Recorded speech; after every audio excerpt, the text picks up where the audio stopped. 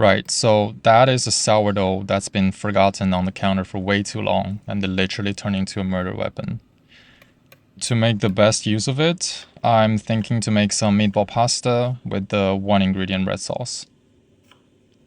Starting off, we are preparing some onions, and we are gonna deshell the hardened sourdough and chopping up the interior into smaller cubes.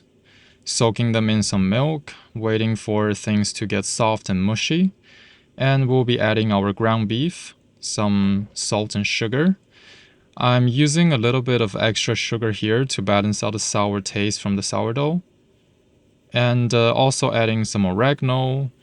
Then just to mix everything together by hand, try to reach this thick paste that is similar to the consistency of mortadella sausage. We will also be adding in some black pepper, some cumin, and garlic powder. Then again, we're just gonna mix everything up, make sure it's nice and consistent, and we are ready to make the meatballs.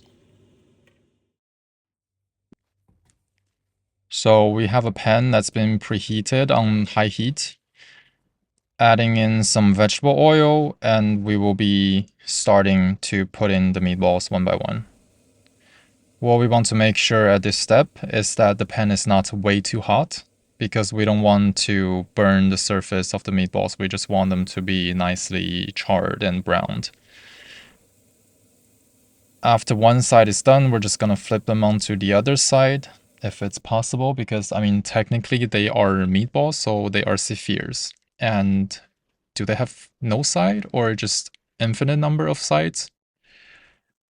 Anyways, we are gonna finish cooking the rest of the meatballs, adding in some vegetable oil whenever it's necessary to make sure the pan is not drying out. Once all the meatballs are finished searing, we are going to move on to the sauce making step.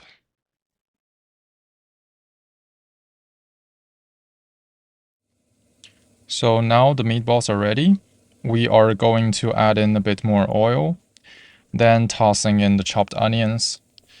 The onions here will be picking up all the fond that's been accumulating at the bottom of the pan, and the flavor from the meatballs will be nicely integrated into the sauce as well. I'm also adding in some alcohol here, which is similar to the strength of white wine, but I don't honestly know what this is. However, it has a nice fruity and citrusy flavor, so it's a nice balance to the sauce. Then goes in the tomato passata and a cup of warm water as well. We want to make sure the sauce is a little bit thinner at this moment because we are going to reduce it over time. Once the sauce is boiling, the meatballs are gonna go back in. And after about 10-15 minutes, the meatballs are ready to be served over some freshly boiled pasta. I'm using some macaroni here, which is going to soak up the sauce quite nicely.